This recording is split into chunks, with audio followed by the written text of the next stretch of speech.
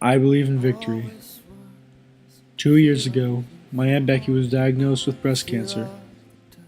I remember the night that she told everybody, and even though I'd already known from overhearing the calls between her and my mom earlier that week, still, nothing in my life was ever as hard to handle as watching the actual words come out of her mouth. The doctors told her that it had spread to her bones and was now to be considered terminal. My cousin, her son, asked if she would still try chemo, but she said no. I was furious, I was upset, I was confused. We thought that she had given up already.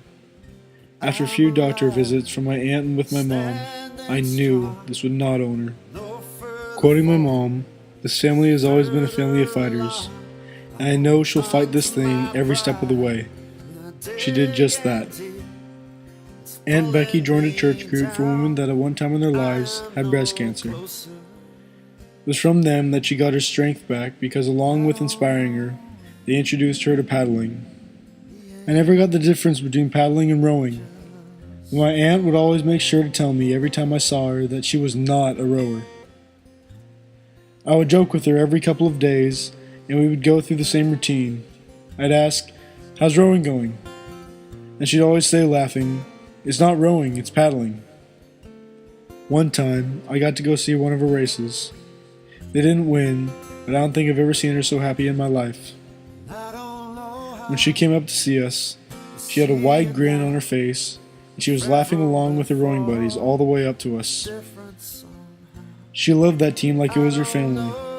They were called Pink Phoenix, and all the time she would brag about how they were all 50 and over, but would still beat the young kids every race. She said that when she was paddling, it was the happiest time of her life. One day, during what would end up being her last race, she needed help just getting down the ramp to the boat. Her friends tried over and over to make her sit out, but my aunt, barely able to move the paddle, pushed one final time to race. Even though she was nearing the final weeks of her life, she finished everything she did with pride. Early this year, my aunt's condition started falling rapidly. We all knew she didn't have much time left, so we gathered our family and spent the day at her house to say goodbye. When I walked in and saw my aunt, nothing more than skin and bones, and barely awake from all the pain medications, I couldn't think of anything to say, so I just hugged her for what seemed like hours.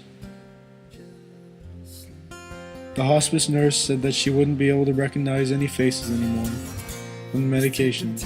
But when I finally got up to leave, I paused, kissed her on the forehead, and quietly said, "I love you, my Becky." As I walked out of the room, I heard a faint but true, "I love you too, Austin." She fought every day of her life, and from the day she was born to the day she passed, my aunt won every argument she was in. She taught me that even though you could see the finish line, and even though somebody else might be there first, the real victory is overcoming the odds and finishing with pride. Later that night, I finally admitted that it was paddling, not rowing.